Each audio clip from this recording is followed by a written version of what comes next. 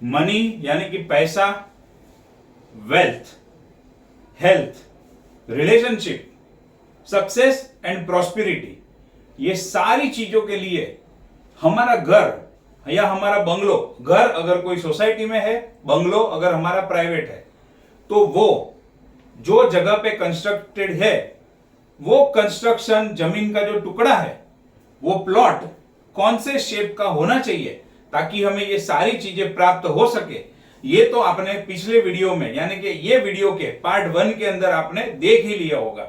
अगर नहीं देखा है अभी तक तो ये वीडियो आगे देखने से पहले वो वीडियो देख लीजिए और उसमें समझ लीजिए, लॉजिक समझ लीजिए, रीजन समझ लीजिए कि हमारा घर कौन से टाइप के प्लॉट के शेप के ऊपर बना हुआ होना चाहिए ताकि हमें ये सारी चीजें प्राप्त हो सके।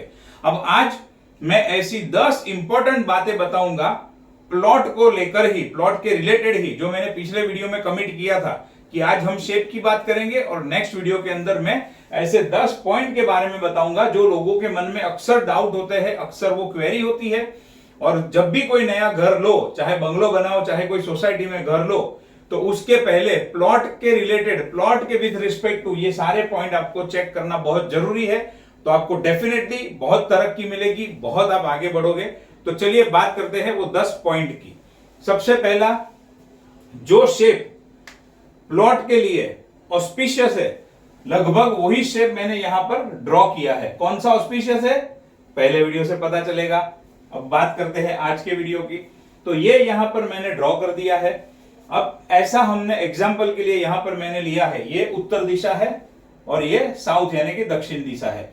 अब इसी तरीके से समझ के ये पूरे प्लॉट के साथ में ये 10 पॉइंट को कैसे मैच करना वो मैं आपको समझाऊंगा। अब ये 10 पॉइंट कौन से है, प्लॉट का लेवल, रोड के लेवल से क्या होना चाहिए, ब्रह्मस्थान की क्या सिचुएशन होनी चाहिए, कंस्ट्रक्शन कहां पर करना चाहिए, रोड की एंट्री, रोड और एंट्री कौन से साइड होना चाहिए, उसमें पानी का जगह कहां पर होना चाहिए, मंदिर होना चाहिए नहीं होना चाहिए या फिर कहां होना चाहिए, पीपल का ट्री अगर आजू बाजू में है तो क्या होता है, ड्रेनेज की लाइन, जो गटर की लाइन है वो होनी चाहिए नहीं होनी चाहिए, कहां पर होनी चाहिए, आजू बाजू में अगर श्मशान है तो ऐसी जगह पे फ्लैट लेना चाहिए या बंगलो बनाना चाहिए या नहीं बनाना चाहिए, और जमीन के अंदर से यानी कि प्लॉट के अंदर से स्ट्रेस और एनर्जी क्या प्राप्त हो रहे, ये सारी चीजों के ऊपर आज हम बात करेंगे। सबसे पहले बात करते हैं लेवल की। जब भी आप कोई नया घर लो तो जो जगह पे आप घर लेना चाहते हो, हमेशा ध्यान रखिए कि ये जो रोड का लेवल है वो लेवल से आपका प्लॉट का लेवल कम से कम, मैं बता रहा हूं कम से कम, ज्यादा हो सके वो अच्छी बात है, कम से कम 1 फुट ऊपर का होना चाहिए। 1 फुट नहीं है तो आधा फुट भी चलेगा, 2 फुट हो रहा है तो सबसे बेस्ट। लेकिन क्या है कि ये आपके हाथ में नहीं होगा। अगर कोई बिल्डर है, ऑलरेडी सोसाइटी बना दी है, तो रोड के लेवल वो ऑलरेडी बन चुकी है, आप उसमें ले रहे हो, तो आपको एटलीस्ट ये देखना है कि आप जो प्लॉट के ऊपर आपकी सोसाइटी में फ्लैट ले रहे हो या बंगलो बना रहे हो वो रोड के लेवल से ऊपर होना चाहिए, नीचे नहीं होना चाहिए। और लॉजिक हमेशा ये ध्यान में रखो, मान लो ये हमारा प्लॉट है और ये रोड है, तो रोड से मैं मेरे प्लॉट में, मेरे घर के अंदर जाने के लिए अगर ये लेवल नीचे है तो मैं क्या कर रहा हूं, रोड से नीचे उतर रहा हूं, यानी कि मैं जो जगह में जा रहा हूं पहला स्टेप ही मैं नीचे रख रहा हूं। तो ऐसी जगह में जाने से मैं नीचे ही जाऊंगा, मेरे जीवन में कभी भी मैं ऊपर नहीं जाऊंगा। अगर आपको लाइफ में ऊपर जाना है, आगे बढ़ना है, तो आपका घर का जो प्लॉट है उसका लेवल रोड के लेवल से ऊपर होना चाहिए, नीचे नहीं होना चाहिए। और एक क्वेश्चन मुझे पिछले वीडियो में बहुत लोगों ने मुझे पूछा है, किसी ने व्हाट्सएप पे पूछा, किसी ने फेसबुक पे पूछा कि अगर प्लॉट में ये सारे वास्तु दोष है तो उसका हमें क्या रिजल्ट मिलता है, उसको हमें कितना भुगतना पड़ता है। आज आपको उसका भी आंसर दे दूंगा। अभी फिलहाल ये 10 पॉइंट की बात करते हैं। तो लेवल हमेशा ऊपर होना चाहिए। ब्रह्मस्थान, किसी भी प्लॉट के अंदर ये जो सेंटर का पार्ट होता है वो ये प्लॉट का ब्रह्मस्थान होता है।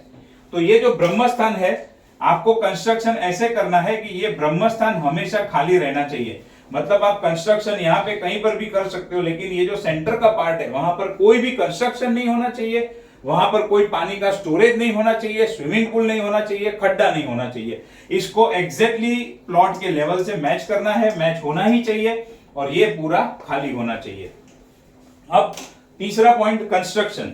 अब कंस्ट्रक्शन कहां करें, पहले मैंने बताया यहां पर कहां पर भी, लेकिन उसका भी स्पेसिफिक जोन है कंस्ट्रक्शन करने के लिए। अभी ये साउथ है तो ये बाजू आ गया साउथ वेस्ट और ये बाजू आ गया साउथ ईस्ट।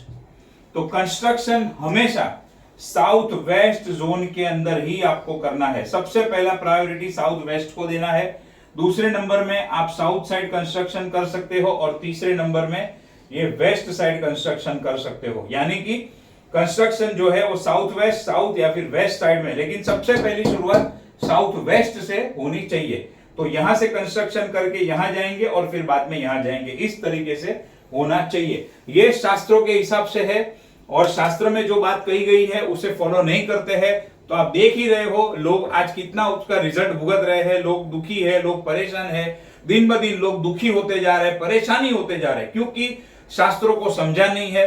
कुछ लोग तो होते हैं वो बोलते हैं शास्त्र में हम बिलीव नहीं करते। आप बिलीव करो ना करो कोई फर्क नहीं पड़ता है, वो तो अपना काम करने ही वाला है और उसका रिजल्ट हमें कहीं ना कहीं भुगतना पड़ता है।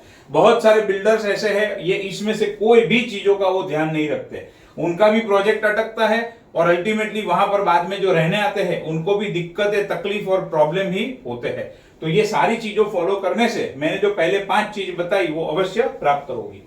चौथा नंबर आता है रोड का। अब सिंपल सी बात है, अगर मेरा कंस्ट्रक्शन यहां पर है तो मुझे एंट्री यानी कि मेरे प्लॉट के अंदर एंटर होने का रोड या तो ये साइड होना चाहिए या तो ये साइड होना चाहिए। अब ये साइड हो गया नॉर्थ का, ये साइड हो गया ईस्ट वाला। तो वास्तु के हिसाब से आप सबको ऑलरेडी पता है, बहुत लोगों को पता होगा कि नॉर्थ साइड का या ईस्ट साइड वाला एंट्रेंस हमेशा पॉजिटिव माना जाता है। हालांकि एंट्रेंस 32 प्रकार के हैं, 32 टाइप के एंट्रेंस है, उसमें कुछ स्पेसिफिक पॉजिटिव है हर एक दिशा में और कुछ नेगेटिव है, लेकिन मैं यहां पर अभी जनरल बात कर रहा हूं।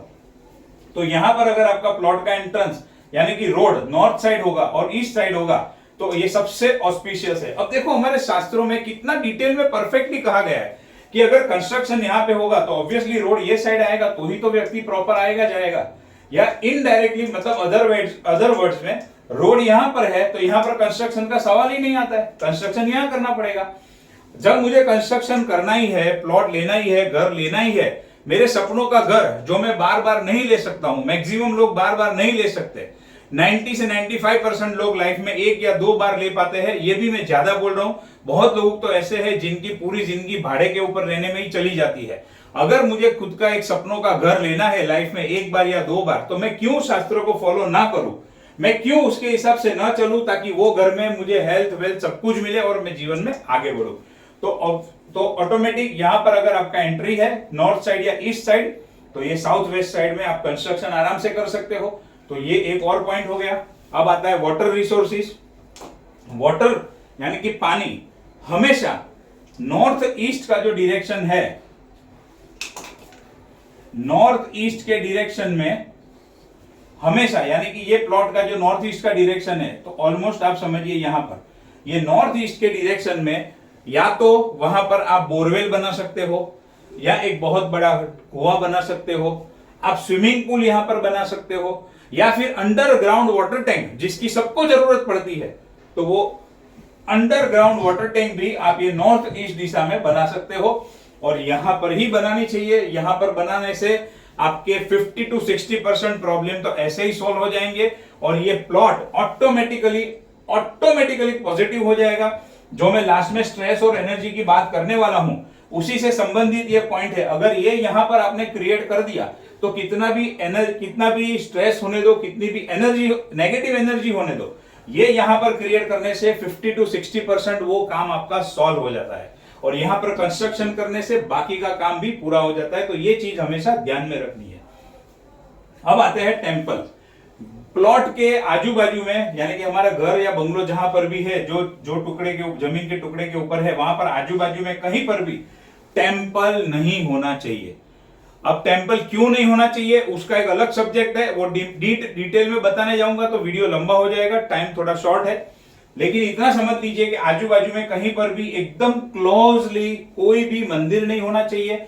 वो टेम्पल की ध्वजा का, उसके शिखर का शेडो हमारे प्लॉट के ऊपर या हमारे घर के ऊपर कभी भी नहीं आना चाहिए। कभी मौका मिला और आप लोगों ने ये वीडियो को अच्छा रिस्पॉन्स दिया, कमेंट किया, सब्सक्राइब किया, लाइक किया, तो मैं उसके ऊपर भी एक वीडियो बनाऊंगा कि क्यों प्लॉट के ऊपर मंदिर की ध्वजा का या मंदिर के शिखर का शेडो नहीं आना चाहिए या बाजू में क्यों नहीं होना चाहिए। लेकिन आज इतना समझ लीजिए कि वो चीज यहां पर नहीं होनी चाहिए। इसमें एक एक्सेप्शन है, मैक्सिमम जैन लोग आपको ऐसे ही मिलेंगे जो हमेशा ये चाहेंगे कि हमारा घर हमारे देरासर के बाजू में हो, एकदम बाजू में हो, एकदम नजदीक हो, ताकि हम देरासर आ जा सके।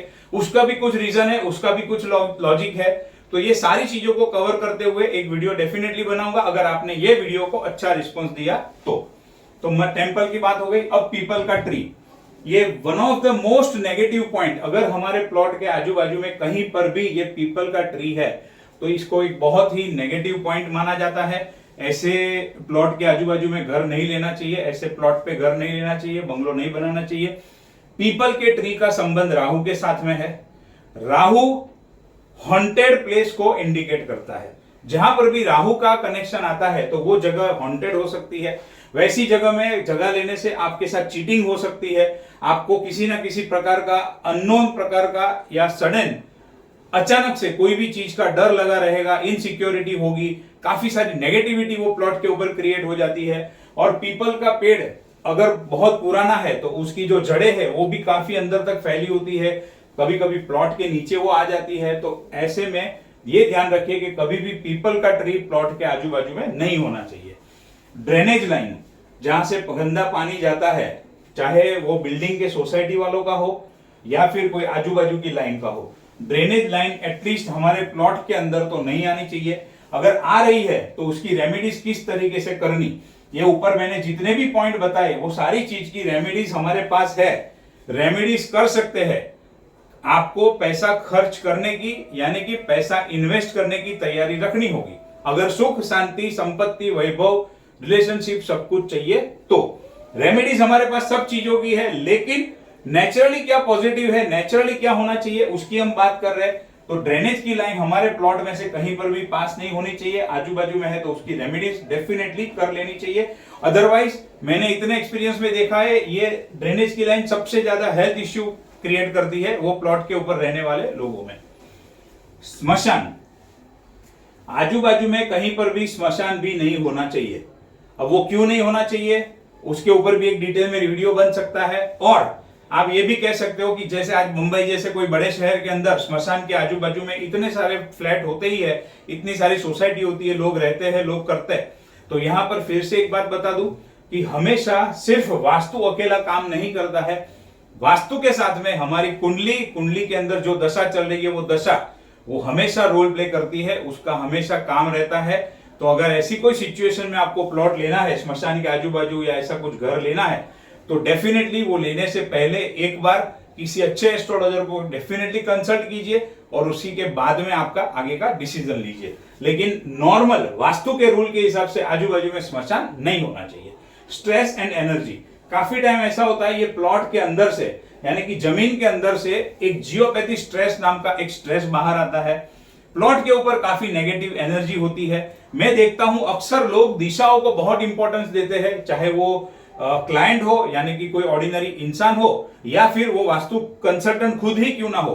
मैक्सिमम वास्तु कंसल्टेंट या फिर क्लाइंट जो होते हैं वो दिशाओं को इंपॉर्टेंस बढ़ा दे देते हैं, क्योंकि अभी आजकल लोग सर्च करते हैं, लोगों को पता है, तो दिशाओं का इंपॉर्टेंस दे देते हैं। लेकिन उससे भी इंपॉर्टेंट, मैं ऐसा नहीं कहता हूं दिशा इंपॉर्टेंट नहीं है, वो तो है ही है, लेकिन उसके साथ साथ में stress, geopathic stress and energy का फ्लो किस तरीके से हो रहा है प्लॉट के ऊपर, पॉजिटिव एनर्जी है, नेगेटिव एनर्जी है, उसको भी चेक करना बहुत जरूरी है।